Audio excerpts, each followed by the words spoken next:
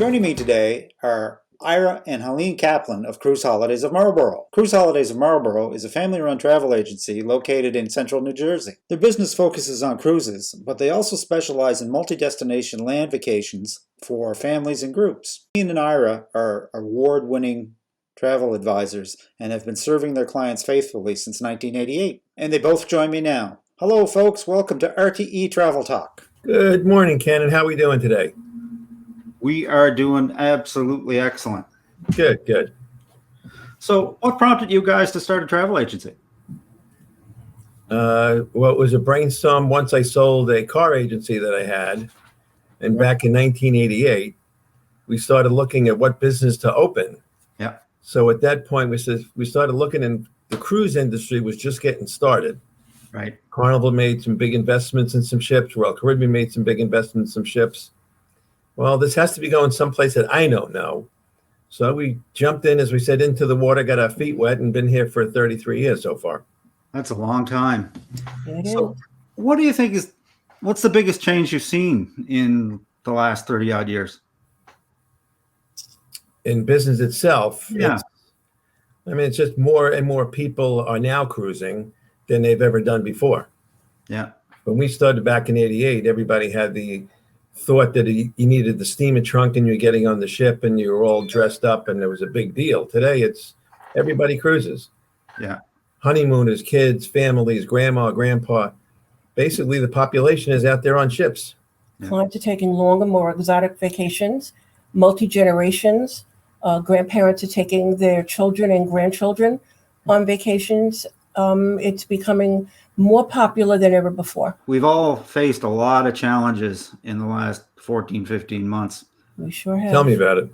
What do you think the biggest impact has been for you folks, and where do you see travel going in the future? Impact other than the revenue stream? Well, yeah. That was the biggest impact of everything. That was a huge hit. That was a huge hit as far as on the revenue side. But on the other side of it, you now had clients fearful of going anywhere. You now had the cruise lines not knowing what was really coming down, what they were going to go through. Plus, you had the clients that were on the ships that were booked that immediately wanted to call and cancel. And I'll be honest with you, the first 2 months, 3 months, it was just nothing but cancellations over cancellations over and over and over again. Nobody called to book anything. Everybody called, I want my money back. Yeah. And the cruise lines, it was so fast and furious that the cruise lines couldn't keep up with all of that. But eventually it settled down. They get everything, the dust settled with it. The clients started realizing that the ships are not going to move when the CDC back in March told them not to sail. Conditional sail order, global suspensions, cruise with confidence. Every cruise line came out with a program. Now you had to explain to the clients all the programs that these cruise lines came out with. If they final pay, deposits, it was really something we haven't seen in as long as we've been in business. So we kept at it 6 days a week. We're here every single day supporting our clients. And now what they're doing is the clients that have the future cruise credits or future cruise certificates are now applying it to their next sailing. So it's got a lot more complicated then. Very much so. Much more time consuming. Much more details that go into every single client to see what program they were in, if they wanted to move their future cruise certificate, if they wanted a refund. But we pride ourselves in the fact that we're here and we're taking care of all our clients, and they greatly appreciate it. They see the value of booking through an agency that has 33 years behind them and the clout with the major cruise lines versus just doing it themselves. Speaking of cruising, we've seen some good news in the last number this week and last week, where we're starting to see cruise lines return to the Caribbean and I believe sailing out of the Mediterranean now. One thing that we aren't seeing is anything going out of home ports in the U.S. And we're seeing that ASTA and CLIA are trying to take the CDC and the federal government to task to get this no sail order lifted. My question is, Ira, do you think, First of all, what do you think the impact will be for these cruise lines that are sailing out of the home ports in St. Martin and these places in the Caribbean? Are they going to be popular? Well, I think what's going to happen now, the cruise lines have now gotten contracted air rates from major airports, gateways across the country to get the client into St. Martin. What can come out with that is years ago when the tragedy of 9/11 came, the people didn't want to get on a plane to get to the ship in, let's say, Florida. So what the cruise lines did is they moved the ships from the south, moved them up to the northeast. All the here came Cape Liberty in Bayonne, New Jersey. I think what's going to happen here, if it catches on, you may have an actual home port in St. Martin or in Montego Bay, depending what cruise line you're on, to get the client to the ship with a great itinerary, Southern Caribbean out of St. Martin, they're closer to the islands when they get into St. Martin. And they're starting with a half smaller type of vessel, 90,000 ton, 2,500 passenger ship.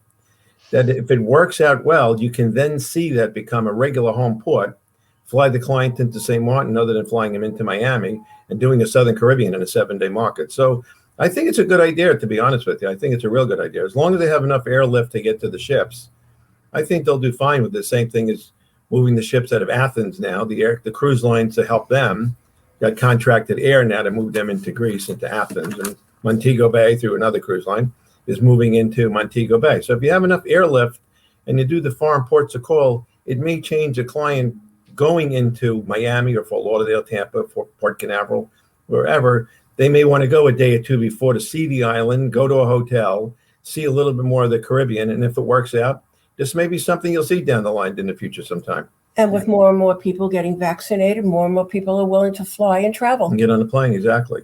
Yeah, really, at the end of the day, when it comes to going on board a cruise, whether it goes out of Fort Lauderdale or Cape Liberty, the most important thing is really just getting on the cruise. So flying, whether you fly to Fort Lauderdale or you fly to St. Martin, probably is not going to. You don't see that as being a factor, people. Not at all. No, not at all. Yeah, not at all. And if you've traveled out of Fort Lauderdale or Florida often, this might be a nice diversion. Why don't we begin in St. Martin? Why don't we spend 1 or 2 days there, do a little shopping, and then board the ship? Yeah. Rather than just using St. Martin as a port of call. Right. That makes a lot of sense. I think it'll work. I think you'll have pre and post packages on the cruise line side, and they've already set it up where they have some hotels that they're using to do something. And the other one is Barbados. And if people enjoy that, they'll expand on it and they'll do packages, and people will now have the option, rather than going into Fort Lauderdale or Miami, going into these different ports of call, rather than just spending a couple of hours there when the ship stops. Why don't we spend 1 or 2 nights? That's a really good. Well, they did. Royal good. Caribbean, just when they move in the ship to Barbados starting in December. Yeah. Again, with a little smaller ship to see how many beds they can do at the moment. Yeah. But they've already signed up some hotel properties, so you can fly into Barbados a couple of days prior to departure, spend a couple of days in Barbados, and then sail and do a 7-day really great southern itinerary for 7 days. This could very well become a permanent thing. It could be. It could be, yeah. It could be. If you can get airlift at a halfway decent dollar amount from the major gateways, I think it'll work. So where are we on vaccinations to come aboard the ship? Well, right now, the cruise lines that are starting up, it's mandatory that everyone be vaccinated. What will be later on, we don't know. But for right now, for the first couple of sailings, everyone must be vaccinated. The crew, the staff, and passengers. Which I think is a great idea. Oh, yeah. We need to start out healthy and safe to show people that it is safe to come back to cruising. Yeah. But, Helene, that's been a bit of a misnomer too, though. Cruise lines, as a rule, were always one of the more healthy ways to travel. I totally agree with you. Like, their standards are far and away higher than the resorts. We try to explain to our clients that cruise ships did not have COVID. Unfortunately, someone brought it on. Right. Go ahead. Go ahead. I mean, the cruise lines so far in Europe and in Asia, they've already sailed 400,000 passengers with less than 50 cases. And in all of the cases, The ships were not stopped. Nope. They continued their itineraries. The clients were taken care of. So there was really nothing that what they saw in the beginning of this pandemic that they saw at beginning has now been corrected. And you can get on the ship today. That'll be the cleanest place you can go as far as a hotel, amusement park, casino, wherever, that you'll be able to get on the ship. And it'll be one of the cleanest properties to go to be honest with you. Yeah, well, I couldn't agree more with that, because anytime we've been on board those ships, they're just absolutely spotless. To be very honest with you, clients that are cruises, our clients that enjoy cruising, understand the cleanliness and the new protocols, and they're in favor of it. Yeah, no, for sure. So I see that in the news today, there was a House bill going through the House that they're going to demand that the CDC relax its no sale order by July 4th. Do you think that that's going to go anywhere, or are they still going to have their, like, it just seems that the CDC has it out for the cruise industry? Well, you look at, and you happen to agree with it, the governor of Florida has put a lawsuit against the CDC and the Biden administration. That's a Friday. Here, Biden turned around and says, well, we're not only going to celebrate Independence Day, we're also going to celebrate the independence of this pandemic on July the 4th. So you need to get something moving to get these ships in the U.S. ports now to do some sailings, because everything else in the U.S. now is, casinos are open, parks are open, ballparks are open. Everything is opening slowly but surely. We don't understand why they haven't lifted the restrictions for us. Right. I'm hopeful, and I'm very excited that they will. Yeah. And I know our clients are. They're now applying pressure. Ask the CLIA, the governor. They're all applying pressure to the CDC. The conditional sale order they came up with back in October, November of 20. A lot of things have changed. The basic factors, you now have the vaccinations, that hundreds of millions of people are already getting their first shots. Nevertheless, by May, June, you'll have almost 80%, 80% of this country vaccinated of one type or another. So when you look at a sailing 3-4 months down the road, look at 4 months behind us. We had nothing basically, and the vaccinations were just getting started. You look at 3-4 months ahead of you now, rather than looking in that rearview mirror and look through the windshield, as they say, you'll see this 3-4 months down the road that these ships should be ready to go by the time you get to that July 4th weekend, 3rd, 4th weekend. So now that we're starting to see a little bit of light at the end of the tunnel, are the phones starting to ring? And and there's kind of two schools of thought. Well, I'm gonna wait and see how things go, and there's going to be lots of availability, and I might be able to get a good deal. Or is there going to be, in your view, is there going to be so much pent up demand that prices are going to be high and or limited availability? Where do you think that's going in the next 6 months? We're seeing a difference in the phones the past month. Yesterday, the phones were extremely busy. We were very busy booking all new clients, referrals. They're traveling, they're making plans, some for the latter part of 21 and majority back for 22. And the prices are up. The prices are high. Yeah. Well, what's happening now is these clients that took the credits had the 25% additional in that future cruise certificate. They're now applying those certificates. And when they call to go on the next sailing, 4th quarter of this year or sometime in 22, they're seeing the difference of the dollars and cents on the fares, on the revenue that these cruise lines have raised. Because why? They're not sailing at the moment at full capacity, and that's how they're selling it. But as the weeks go by, 40%, 50%, eventually they'll go back to that 100, 106% occupancy rate. But these ships will be full. Yeah. No question. Yeah. And these people are calling. Like Helene said yesterday, we were just all day long. And these are new clients. And I have to be honest with you, for one client that I'm working with right now, and he takes suites sold out. Yeah. I am now scampering around trying to find something that I know he'll enjoy, a product that fits his wants and his needs for his family. And right now, the better accommodations are sold out. Yeah.